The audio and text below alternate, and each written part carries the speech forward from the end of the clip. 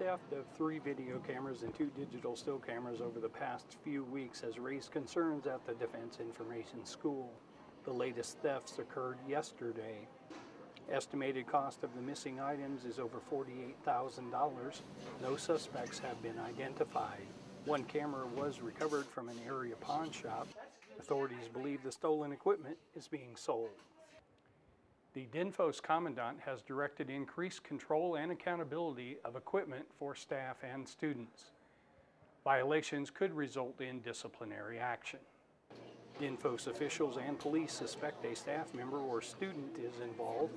The cameras were issued to students. The items were unattended when stolen. Security tapes have not provided any leads in the case.